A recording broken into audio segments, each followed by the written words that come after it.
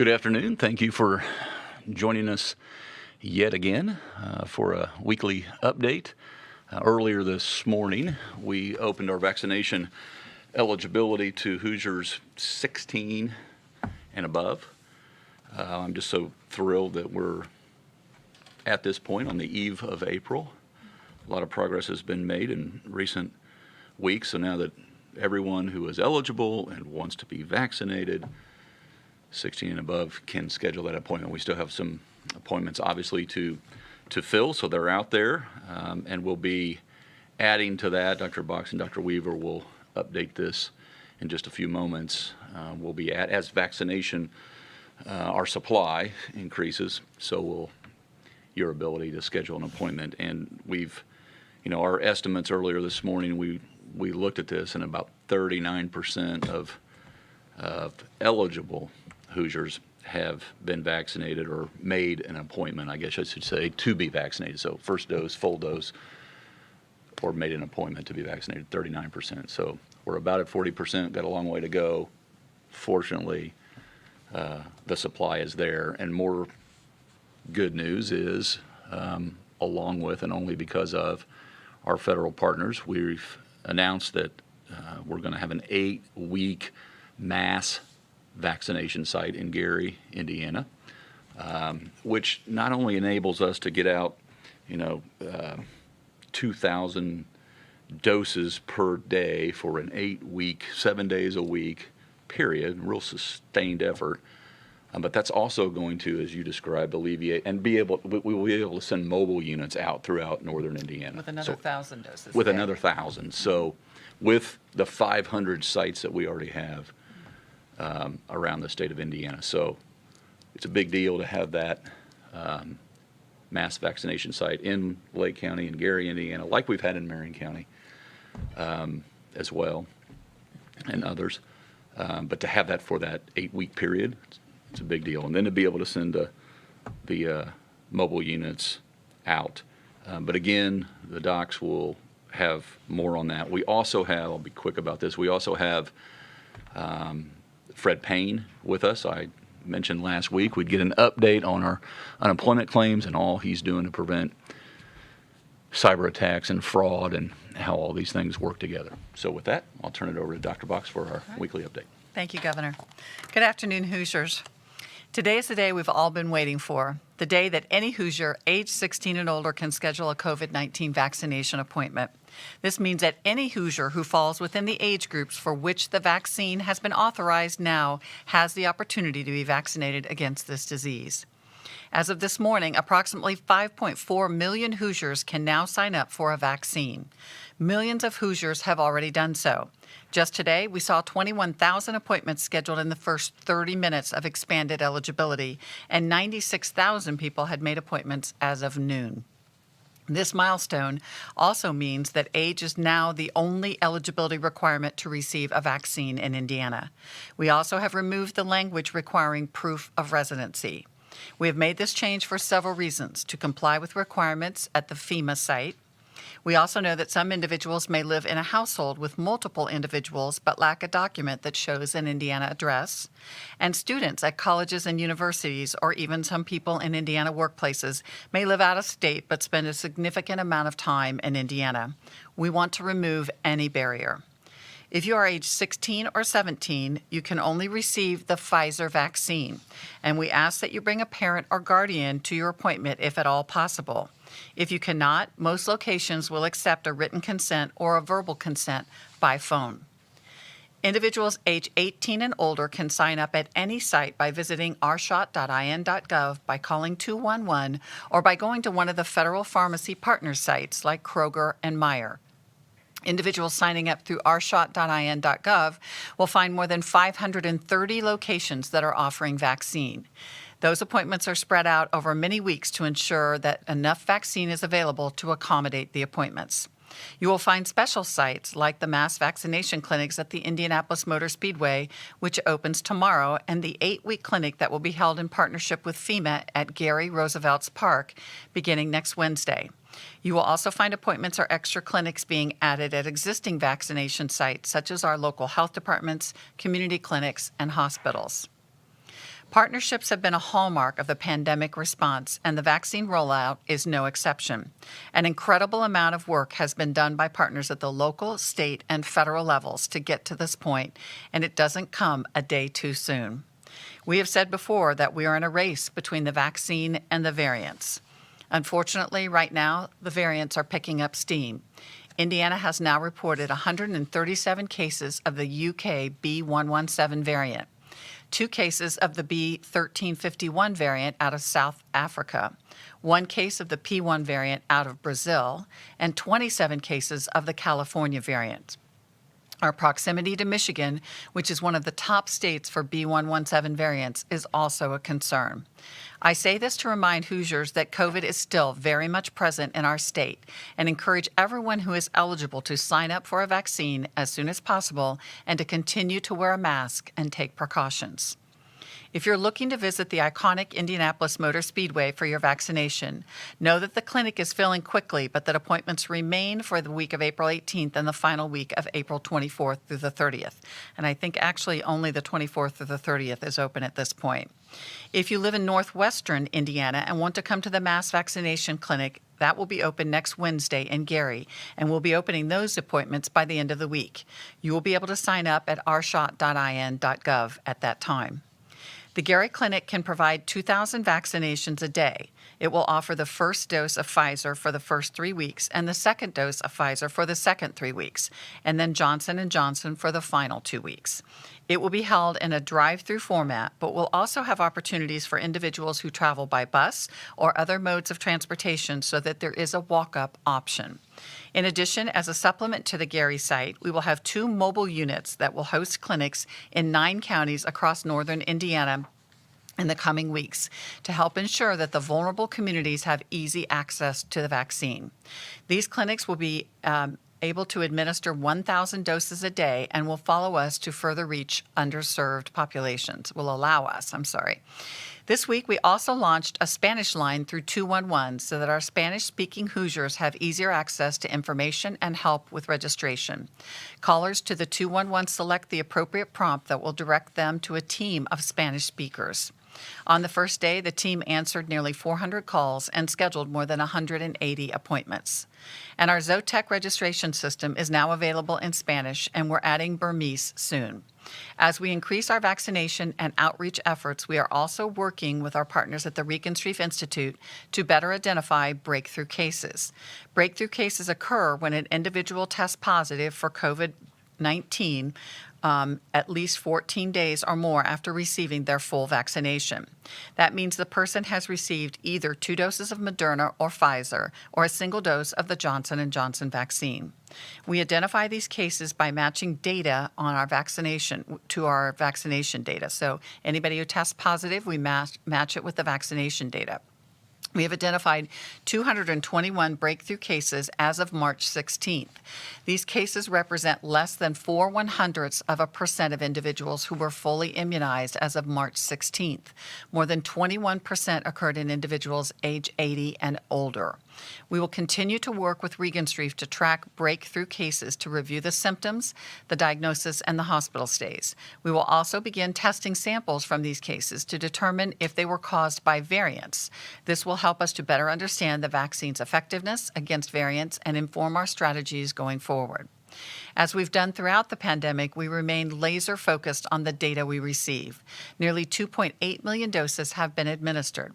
That includes more than 1.7 million first doses of Pfizer or Moderna and nearly 61,000 doses of the Johnson & Johnson vaccine.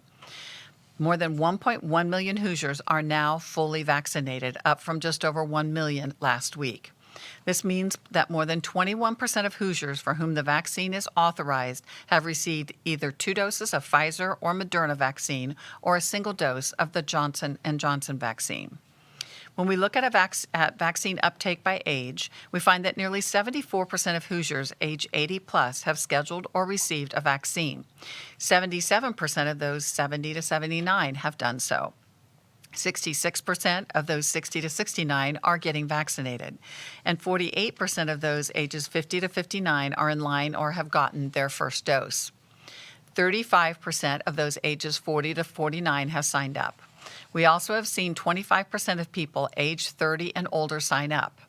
Almost 10% of Hoosiers aged 20 to 29 have already signed up.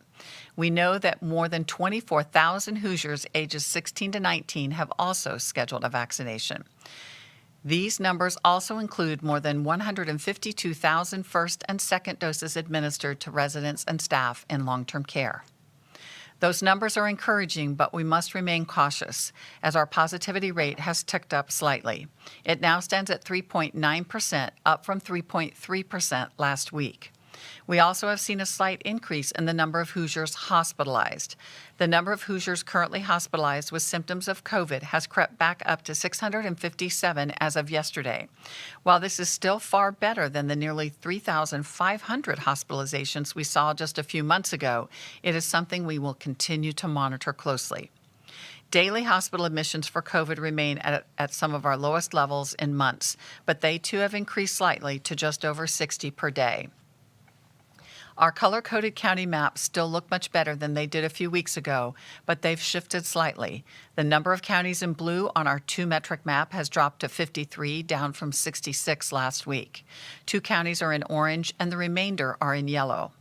Our advisory map has also shifted this week. This week, we have 2 counties in orange, up from just 1 last week. 48 counties are in blue, which is down from 57 last week. The remainder are in yellow. These metrics tell us that cases are increasing in parts of the state, which again serves as a reminder that we cannot throw caution to the wind and behave as if the pandemic is over. We want the pendulum to swing back in a positive direction so that we can prevent hospitalizations and save lives. Today, we reported 1 new death, which brings our total lives lost to 13,039 when you include both confirmed and clinically diagnosed deaths. The best way to prevent further loss of life in this pandemic are to follow the mitigation measures we've discussed for over this past year and to get vaccinated as soon as you are able to do so. This layered approach is truly our best path forward. And now Dr. Weaver has some more updates on our vaccination efforts. Thank you, Dr. Box. We are embarking upon one of the most exciting times in our pandemic response over the next week, and we hope to see Hoosiers turn out in droves to get their vaccine. We were notified yesterday that we can expect more than 405,000 first and second doses of vaccine this week. That includes 88,920 first doses of Pfizer, 66,900 first doses of Moderna, which is an increase of about 2,000 from last week, and 96,500 doses of Johnson & Johnson. These supplies are critical to our efforts to get shots in the arms of every Hoosier who wants a vaccination as quickly as possible. In addition to the mass vaccination clinic starting tomorrow at IMS and next Wednesday in Gary, we are working to get vaccine to large businesses and institutes of higher education in very short order. Our business and industry efforts are focused initially on those businesses that have 1,000 employees or more. Approximately a dozen businesses are in the process of launching vaccine clinics at this time. The majority of these companies have in-house or third-party health partners who administer the vaccinations to their employees, and the sites will receive primarily Pfizer Vaccine. This week, we were able to allocate 24,000 doses to distribute to those businesses. Multiple other organizations are in the process of finalizing their plans, and we expect to allocate another 6,000 doses for those entities this week.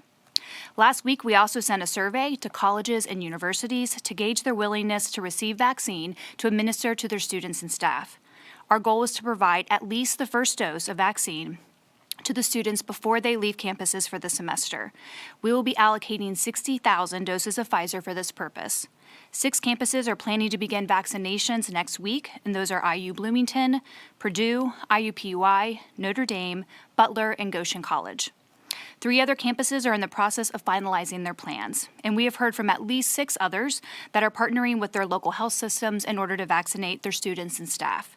While we might not be able to provide both doses to students before they leave campus, every student who receives a vaccination will get their card so that they can then use it to schedule the vaccine in their home community or state. This will help protect not just Hoosiers, but individuals in other states from COVID-19. Pharmacies participating in the federal program are receiving more doses of vaccine. Currently, 125 Walmart locations are participating in the program. You can register for appointments at those sites through ourshot.in.gov. In addition, 113 Kroger locations, 39 Myers, and 23 independent pharmacies are participating in the federal program. This brings the total to 326 number of pharmacies providing COVID-19 vaccinations to Hoosiers around the state. As more vaccine arrives, our team will be working on plans to get it to more locations so that it can be conveniently located to Hoosiers in all corners of the state. Currently, 88% of the population is within 5-mile radius of a vaccine clinic. Additionally, the Homebound Hoosier program has vaccinated 754 individuals, and we are getting vaccines to more every day. Finally, I wanted to reiterate what Dr. Box said. We are very excited to extend eligibility to young Hoosiers today whose lives have been upended, just as ours have. Missed proms, virtual school, sports and events without all of your family and friends in the stands is not the high school or college experience you imagined. Well, now, 16 and up, it is your shot. Because 16 and 17-year-olds can only receive the Pfizer vaccine, we have updated our map at ourshot.in.gov to provide color coding that shows which type of vaccine is available. If you are looking for Pfizer, search for sites marked in yellow. You can also easily see sites that have Johnson & Johnson or Moderna, as well as those that offer multiple types of vaccine. We have also heard great news coming from Pfizer that their clinical trials of 12 to 15-year-olds have found the vaccine to be 100% effective in preventing COVID-19 and was very well tolerated in those populations. Pfizer reported that it expects to seek emergency use authorization from the FDA for these populations soon. So our hope is that we will have yet another age group that will be eligible to be vaccinated by this summer. In the meantime, the most important thing that we can all do to protect our children who cannot yet get vaccinated is to get vaccinated ourselves. We are extremely appreciative of those partners who have been working all hours for the past 3 months to get vaccines in arms as quickly, efficiently, and safely. There are a lot of amazing things that these partners are doing across the state to get the vaccines in arms. Hospitals, local health departments, and FQHCs, in addition to the normal vaccine clinics, are doing specific outreach and dedicated clinics for at-risk, vulnerable, and vaccine-hesitant communities. And to all of our other partners, community leaders, Zotec, Lilly, local health officers and their teams, those working at all the vaccine sites, all of the volunteers, the hospitals, and the Vaccine Advisory Committee. The list is too long to name you all, but thank you. And to all of you for everything that you've done, reaching out with words of encouragement, and for all of you who are doing things that you can to protect yourself and others. Thank you. Thank you, Lindsay. And Fred, you want to give us an update on all the progress you've made to date? It's been a long haul, but to date in terms of claims and fraud prevention and those cyber attacks that I alluded to earlier? Yes, Governor. So it was about this time last year that we saw the highest number of initial unemployment claims filed in recent Indiana history, at 139,000 in 1 week. At the beginning of this month, for the week ending March 6th, we saw about 9,200 initial claims filed, which marks the lowest since the pandemic started. Now that number has fluctuated since then, and we anticipate it to trend down. This is confirmation that we are headed in the right direction.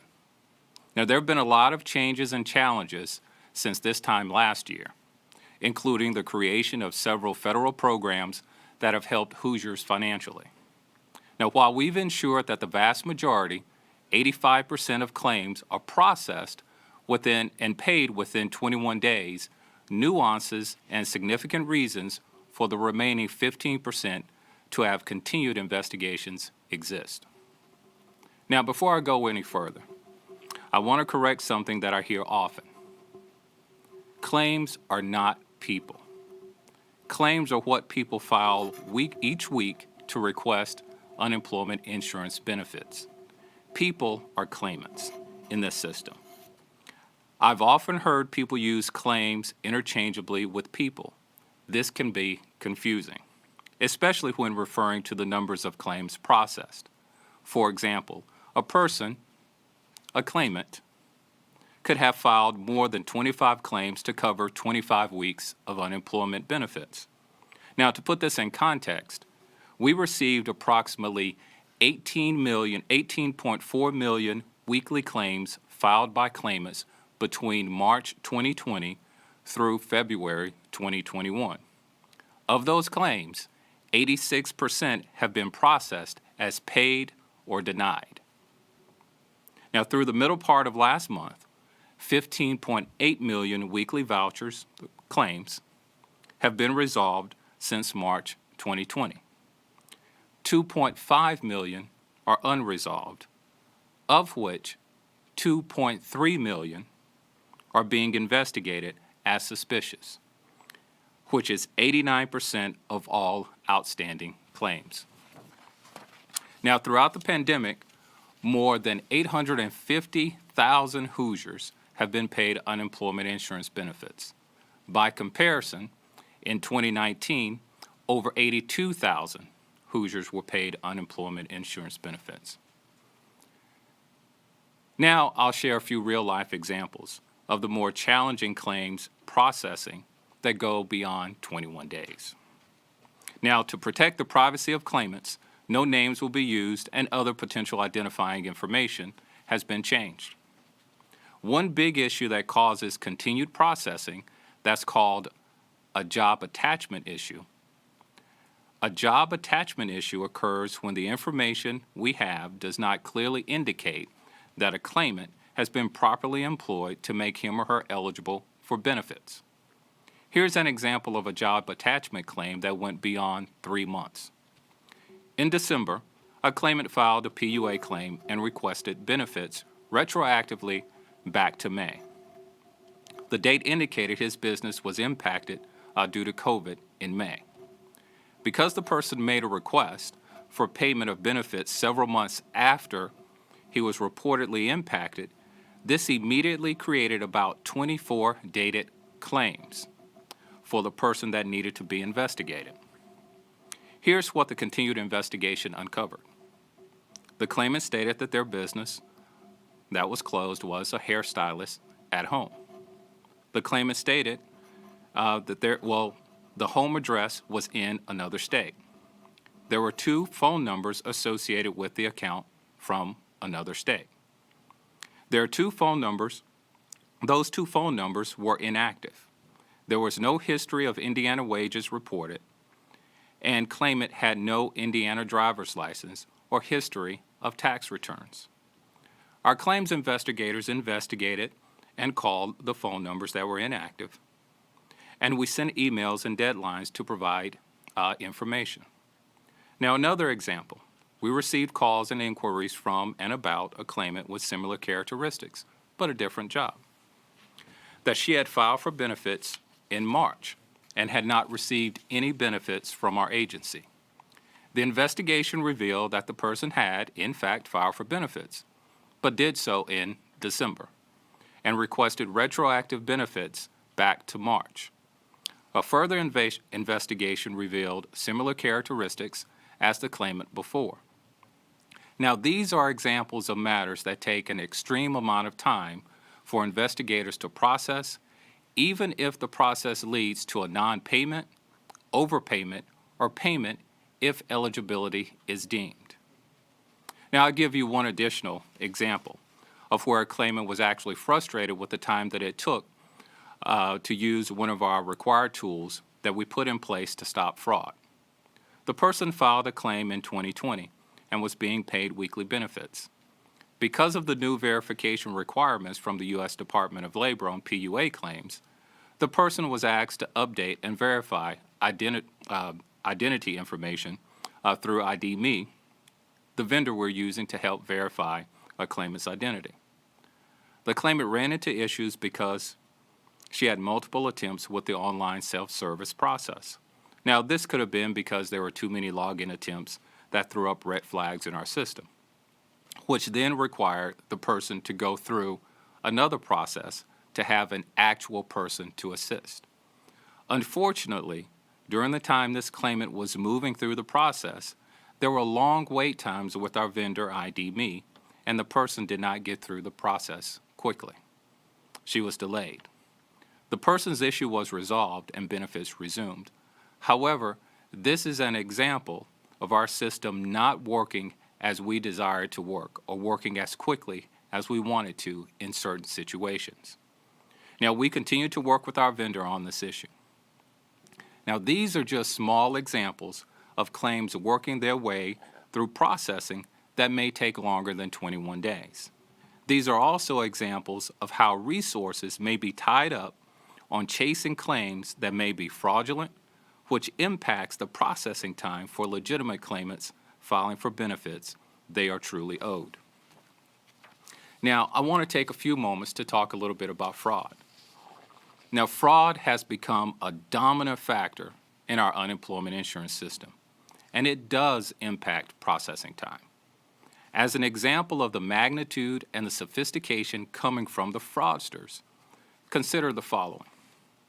From March 16th through March 30th of this year, Uplink, our unemployment insurance system, blocked more than 63,000 bot attempts to defraud our system. The heaviest period of bot attacks that we've had was in November, when we blocked 17.9 million attempts in a 10-day period. We're aware that some of the fraud detection and prevention measures we put in place may be inconvenient for some and impact processing time, but we must have them in place to combat these criminals and to ensure that only those who are eligible receive benefits. Now, while we're ensuring that benefits are being administered, we're also working to assist Hoosiers to reach their employment potential in matching them with available jobs and providing education and training resources to assist people to achieve their career goals. Recently, we launched the Hoosier Talent Network, which uses artificial intelligence to help match people to jobs and to match them with potential training they could receive to boost their employment opportunities. Now, while a lot of work remains, there are many positive indicators that show that we're closer to economic and employment recovery. This includes Indiana's current 4% unemployment rate, which is down significantly from the record high of 16.9% back in April of 2020. We've come a long way over the past 12 months, and we have a long way to go. But with consistent and measured strategies, we'll continue to move forward. Our agency is committed to providing benefits to all eligible Hoosiers while increasing opportunity to evolve people's education and training levels, which will lead to greater career choices.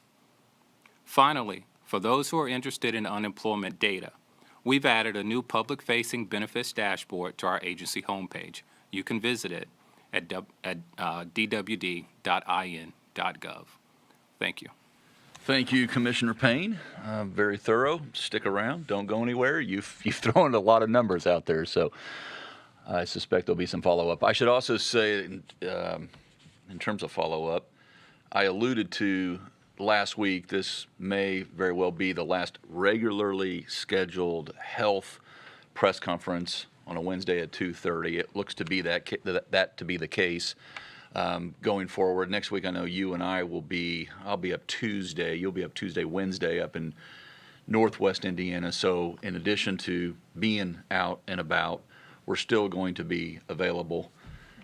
We'll still be putting out from the Department of Health and keeping our not just records updated, but any decisions on a daily basis, they're going to be updated. And, we'll reserve the right to call a press conference if time doesn't dictate, if the sensitivity of the decision to call a 2:30 Wednesday press conference, I'll look to that to be the case. But we'll plan on, not just because of the next 3 to 4 weeks of the legislative session when things are starting to really pick up steam and things are moving very quickly upstairs, thankfully. But we'll be available to answer any question every single day. I tell Rachel, get some sleep, but I think she's available 24/7. With that, Rachel, sorry to put you on the spot, but let's open it up. Lindsay Rodoti, the Indianapolis Business Journal. Good afternoon, Lindsay.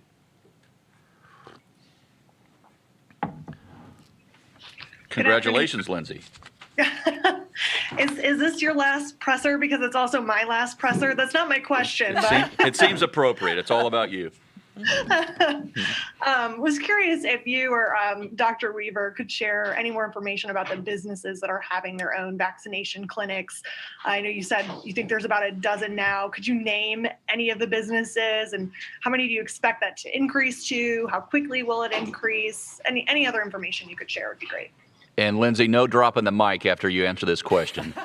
I know you. You want to talk about the program that we've all worked so hard on? Yeah, so we've actually been working on a plan for this for several months now and have engaged businesses, first a small group of 10 businesses just to get their feedback on what this would look like, and then provided a playbook of sorts for businesses and industries. And we sent that out to, I think it's almost 300 industries in Indiana that have 1,000 or more employees to allow them to start the process of figuring out what would this look like to them. We believe, and talking to the businesses, they believe too, based on their prior experience with flu clinics, et cetera, that bringing the vaccine to the employees so that they can get it there, make it really convenient, will increase our vaccine uptake. So a lot of them have been engaged for some time and are ready to go, and we expect more to come on as they, finish the process and the steps that they need to be sure that they can receive the vaccine. Steve with KPC Media. Good afternoon, Steve. Good afternoon. How are you doing today? Very good, thank you. Beautiful day. Here, for the doctors, you may chime in here as well. One of the questions I start to see more and more often from our readers is why should younger people who are at relatively low risk from COVID-19 get vaccinated? So I was hoping that you guys could restate the case for why that's necessary and encouraged. And then the other question for Governor Holcomb. Yep. As we're seeing some slight upticks in cases, positivity, hospitalizations, and we're heading into next week where we're pulling back on the mask mandate and the county restrictions. I'm wondering whether you feel this is a toothpaste and tube type situation, that if things start to spiral upward again, are we going to be in a situation where maybe reimposing those things becomes unpalatable? Two really good questions. You want to, or Dr. Weaver, want to take a crack at the first youth, and then I'll take the second? So a really good question. I think that it's multifaceted. I think number one, if you look at Michigan right now and their increased cases and hospitalizations, a large percentage of those individuals are in that 30 to 39 year age group. So we are seeing younger people hospitalized with this. But I think most importantly, I think a lot of our young people kind of want their life back, right? They want to be able to go to concerts, to get together in the bars and feel comfortable that they're not going to get ill from this disease. We know that the more infections that we have, the higher risk we have of more mutations occurring and potentially getting a mutation that is actually worse than the mutations or concerning mutations that we have now. But I do also want you to know that our breakthrough cases we typically see oftentimes in our more elderly population whose immune system doesn't work as well. So by the fact that younger people will get vaccinated, they will continue to improve the atmosphere and the environment around their loved ones, their grandma and their grandpa and their parents and other people who might tend to be at higher risk for having a breakthrough case. So I think a lot of reasons to do it, but most importantly for them to be able to get back to the life that they have really been missing and they want to enjoy. Lindsay, ditto? Yeah, I would say ditto. Low risk doesn't mean no risk, and I echo Dr. Box's points about the variants. We are seeing an increased risk of hospitalization with some of those, and we're keeping a really close eye on that.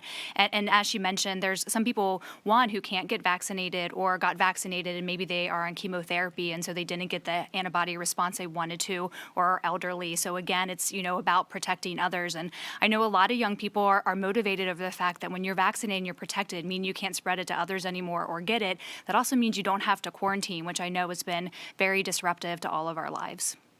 Yeah, and in terms of the second question, Steve, I would say that we have been very clear since the outset of our desire to try to drive down deaths and hospitalization rates. They have come a long way, moving in the right direction. We unfortunately reported one today, death.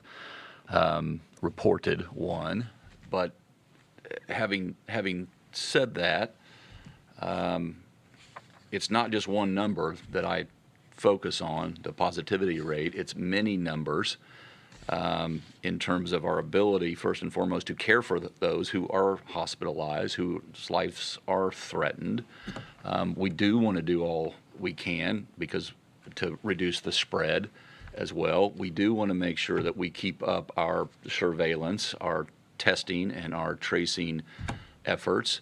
The vaccination rollout with 500 sites, adding more supply inventory, is having a positive impact. But by no means, this is what I said a couple of weeks ago, this is not mission accomplished. Yes, there's some personal responsibility that will be demanded if we want to continue to manage our way through this. But manage our way through this, we are doing. And it's, again, not just one number, but it's many that factor into the equation as I see it. Kayla Sullivan, Fox 59.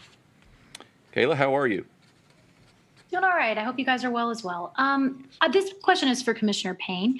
We continue to hear from people who are waiting months for claims or appeals and struggling to make ends meet. You know, they describe being unable to get any information from DWD representatives when they call.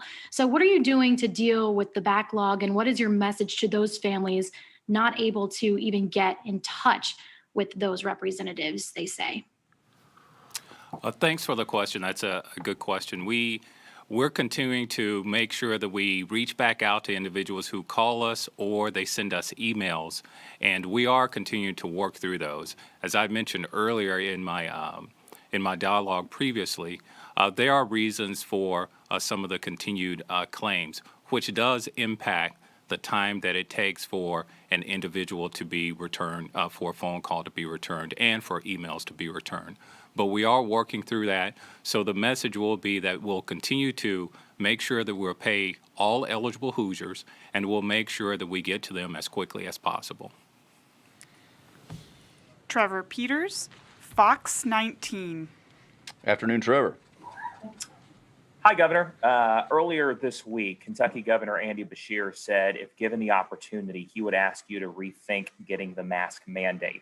First of all, has he done this? Second, curious your thoughts on those comments. And then a little bit of clarification on the proof of residency change. Are you now saying that people, say in Cincinnati, who can't find an appointment can now cross into Indiana and get a vaccine because even though they may not be a resident? You want to take the residency, and then I'll take the because it's not just Cincinnati. I get your point, but it's Kentucky, Illinois, Michigan, and Ohio.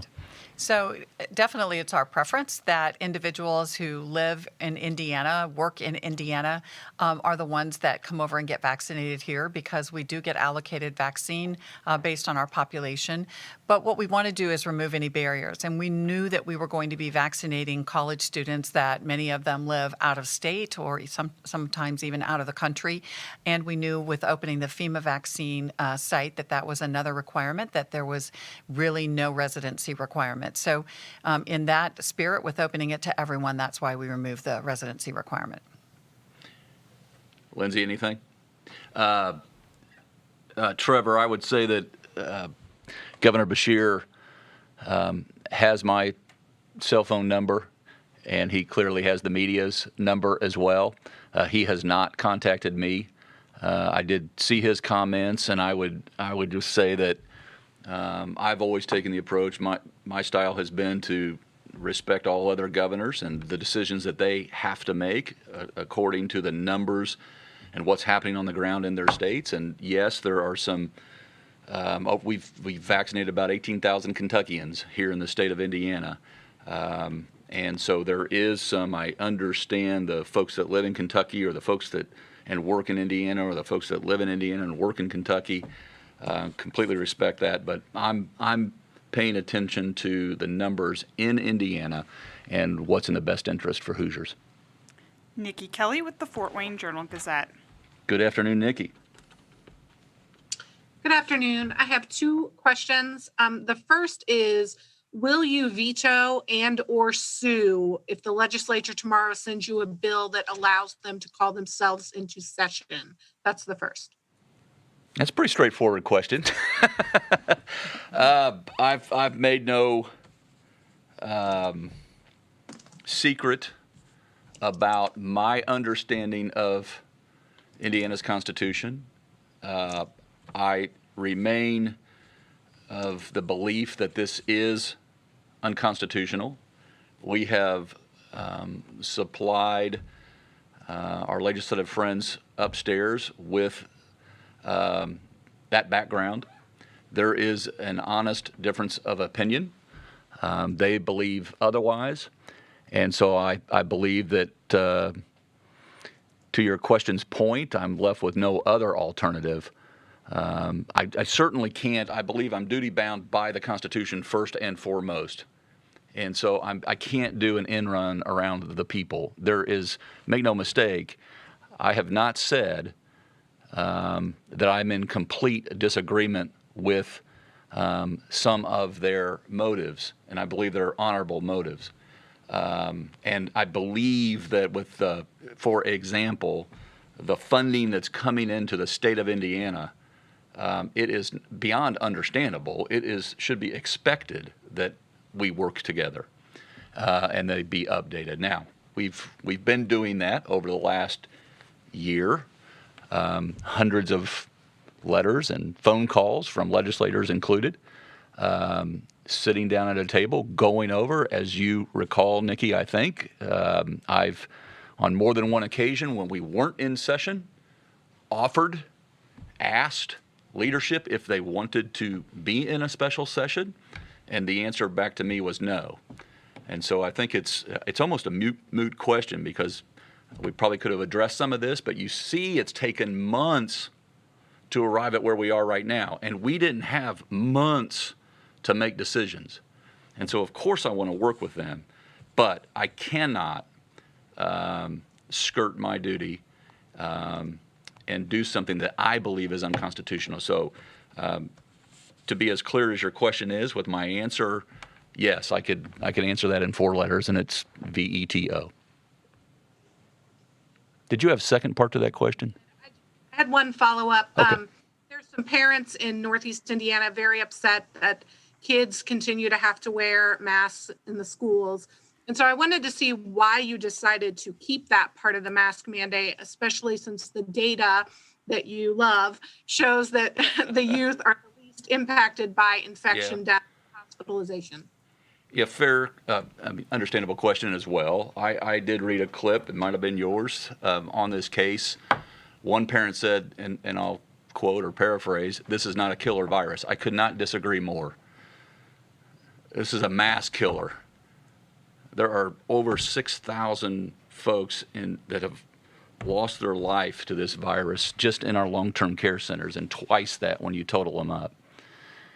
And so there are precautions that we need to take. And obviously with 8-9 weeks left in the school year, this year, it's working.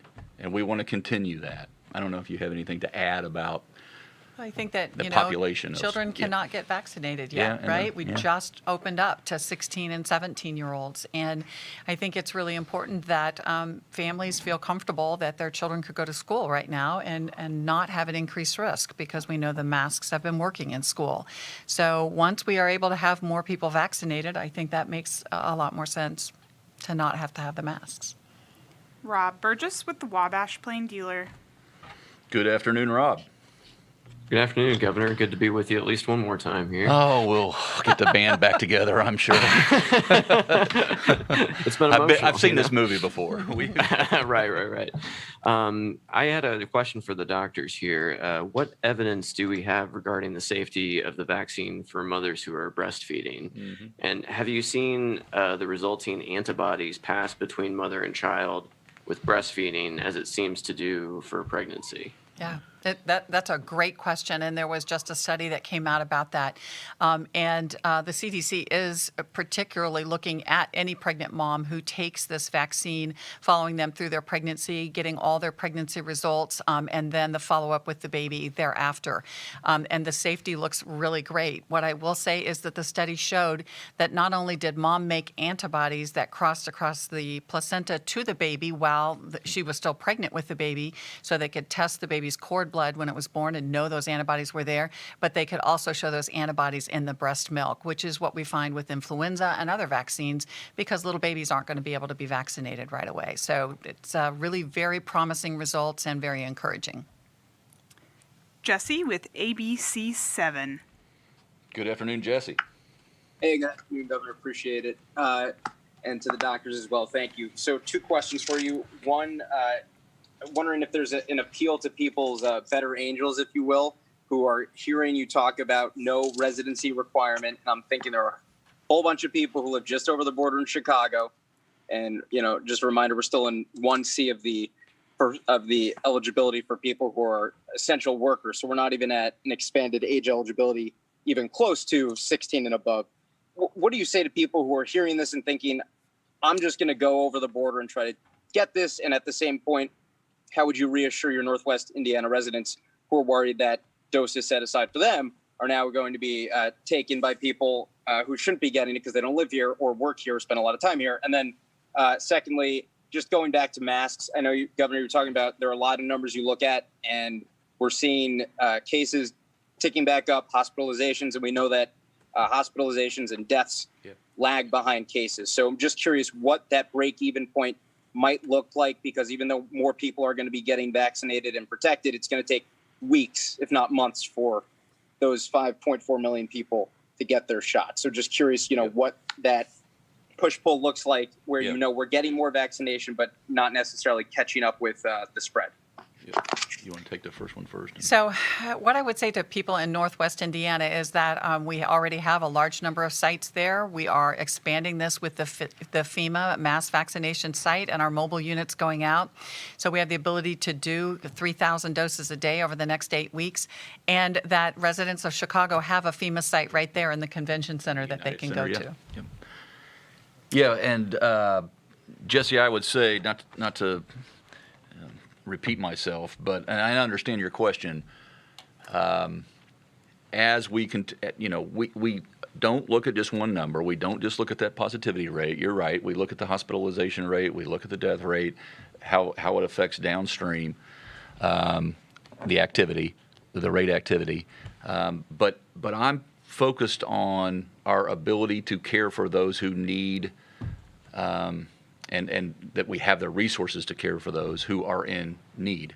And in terms of our PPE, in terms of our therapeutics, in terms of our ICU bed availability, in terms of doc availability, assistant availability, all the stressors on the system, understanding also, as you point out, that there will be, as more people get vaccinated, what I'm pleased about, we got a long way to go, but when you look at this chart, I mean, there's some good news in this chart, but we have a long way to go.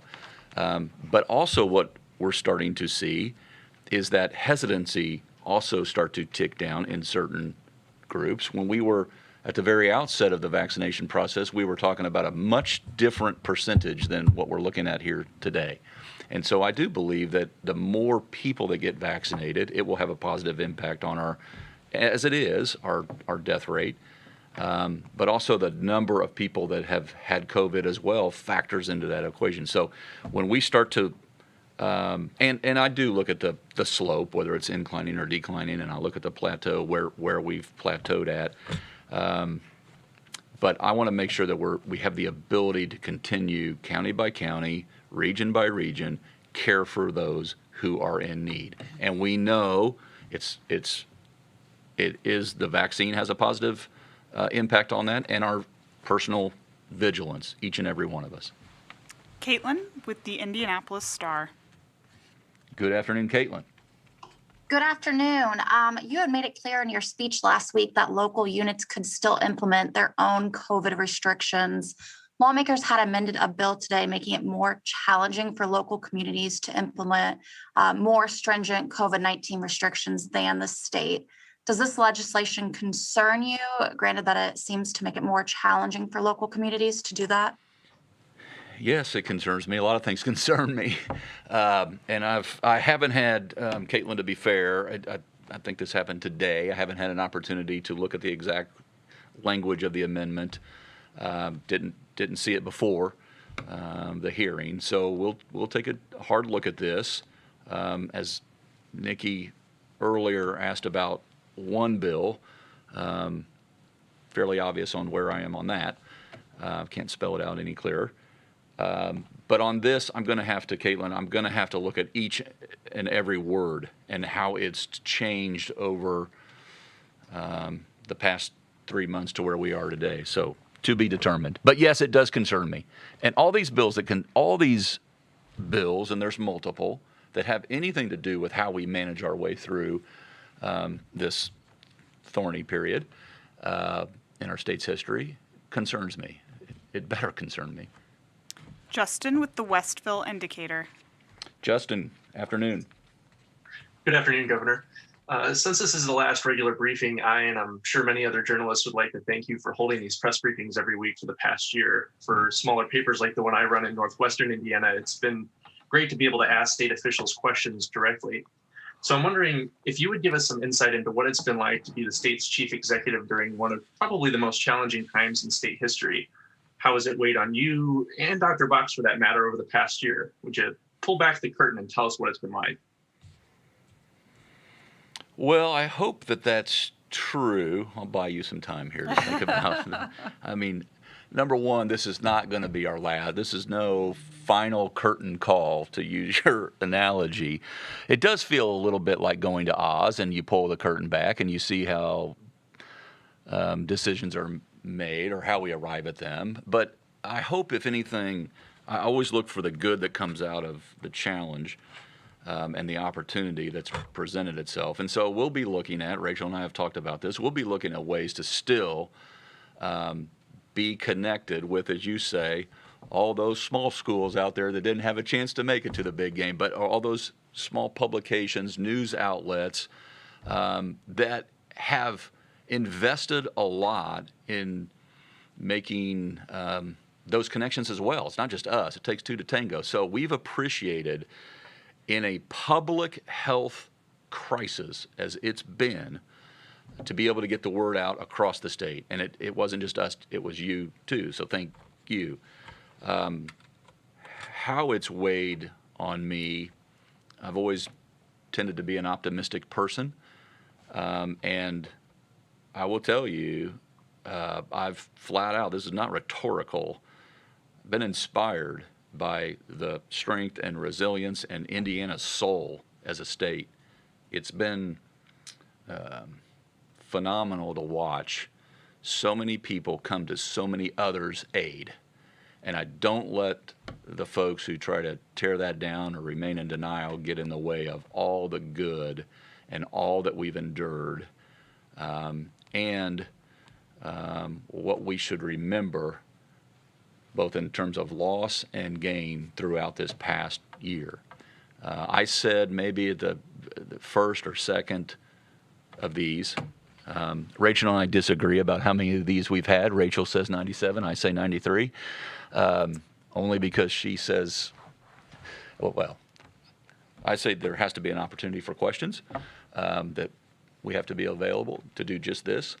But I said that our goal would be understanding what a challenge, not fully, but understanding what a challenge laid ahead, that we would seek to become ultimately stronger after than before, even considering all the loss. And in many respects, and I'll take an opportunity to say this, in many respects, about all the good work that's occurring upstairs right now in this final 3 or 4 weeks. So I don't let the challenge anchor me into a place of despair. We have way too many good Hoosiers around the state of Indiana with their expertise that they're bringing to bear that are helping us weather this storm. And with that, I'll pitch it to you. It's hard to really put into words what the past year has been about. I will say that it has been, for me, the most challenging time of my life in my professional career. Certainly not something that I expected when I took this job, but not something that the state of Indiana expected. The personal toll and the stories that Dr. Weaver and myself and Dr. Sullivan and the governor have heard have been at once heartbreaking in some situations, uplifting in other situations, incredibly affirming of the Hoosier spirit. And a lot of people feel that the burden might have been tremendously just on me. But what I will say is that this has been an incredible team effort. This has been many physicians from the state of Indiana gathering together, many physicians from our hospital systems and from our local health departments gathering with us. The partnerships and the collaboration has been absolutely incredible. And so when I look at it, it has been two of the hardest things for me have been the incredible loss of life and the toll that we saw on our long-term care facilities. And then in the last 8 to 10 weeks, not having enough vaccine to give everybody when they want to get vaccinated.